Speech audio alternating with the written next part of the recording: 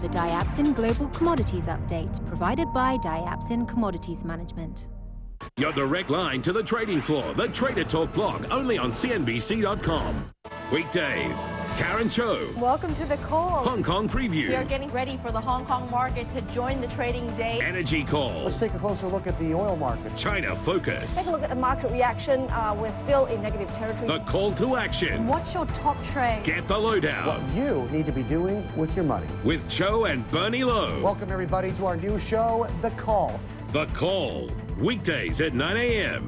Only on CNBC. This is CNBC.com News Now. China's manufacturing activity grew at a slower pace in July, suggesting that Beijing's cooling measures and global demand concerns are putting the brakes on the country's rapid growth. BP may finally start plugging its well in the Gulf of Mexico tonight, more than 3 months after the rupture, which led to the country's worst ever oil spill. And once considered a laggard in the business cycle, the jobs market is increasingly being viewed as a strong indicator of U.S. economic prospects. Click away on CNBC.com and we'll explain why.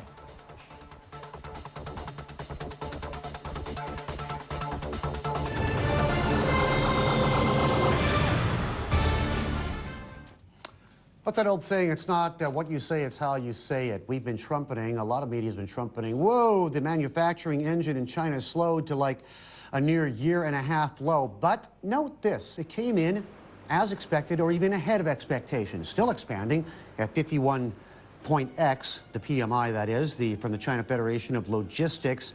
Of course, the commentary has broadly been that the economy is slowing because of the ongoing tightening measures and is in many ways the desired effect. Do note this, though, when you take a seasonality effect, if you look at the July index, typically if you go through history, it often retreats by a percentage point or so, which shows that maybe the tweaks are not fully accounting for seasonability. If you look at it that way, you actually saw an advance in the PMI. Anyway, again, we're no apologists for China at all. We just try to take the middle road and consider all things. Qing Wang, Chief Economist for Greater China at Morgan, joins me here in Hong Kong, and David Kuo, Director at the Motley Fool, remains with us from the SGX. Morning, Qing. Morning. What did you think of my analysis? Was it fair, or am I looking at through rose-colored glasses? Well, it's quite fair, in fact. I think, no doubt, Chinese economy is slowing. But the key question today is that whether this is a hard landing or soft landing. I think the latest reading of PMI suggests that this is a soft landing. In fact, we are 51 on the PMI is not landing at all. It's still growing. Still positive growth, but in terms of its growth momentum, it's weakening. But I think this is a soft landing. In fact, we are forecasting for this year 10% GDP growth, inflation and only 2.8%. So we call it Goldilocks scenario. Okay, it's not too hot, not too cold.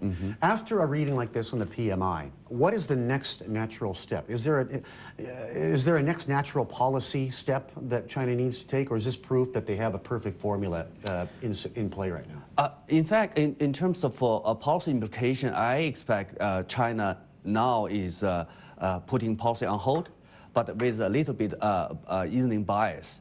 I think by the beginning of Q4, we should see a more meaningful policy shift in terms of easing control over bank lending and approval for investment projects. But right now, what we observe today is that some visible softening in policy tone, but no action yet. David, you hear what Qing Wang has been saying about about the months that lie ahead in China. You had put a question to our earlier guest, Sean Ryan, about the transition from a command economy. What kind of question pops into your mind for Qing as a result of what we've been discussing on this end here? I think it's pretty much the same sort of thing, because as we know, I mean, China is one of those economies at the moment, together with India, that is really sort of holding up the rest of the world. And people are always looking at China and saying, what happens if China starts to slow down? What happens if China doesn't actually start to spend money? So my question to Qing Wang is, how will China be able to convince its consumers within itself to start spending money and to actually drag the rest of the world, particularly Europe and USA, out of recession? How can the Chinese consumer save the world, in other words? They are to a certain extent, aren't they? First, Chinese consumer, the consumption in China, the expansion is not slow. It's slow only relative to investment growth. So that's point number one. Second, overall, I think there is a vast estimation of the true size of consumption in China by the official statistics. For instance, if we only look at tradable goods, that is a consumption of manufactured goods in China. China's consumption, the size of Chinese consumption, is about 40% US level, which, by the way, expanding like 8, 9%, even 10%. So the incremental contribution of Chinese consumer to global demand of tradable goods already exceed US back in 2007. So don't underestimate the power of Chinese consumers. That's why the market has paid so much attention to China's demand for commodities, because the demand for commodities and resources not just come from China's investment, also from Chinese consumers. Okay. Don't underestimate the power of rising wages, which we've been talking about for some months. You have a great week, okay? We'll see you next week. Qing Wang from Morgan, and of course David Kuo, director at the Motley Fool. We'll get some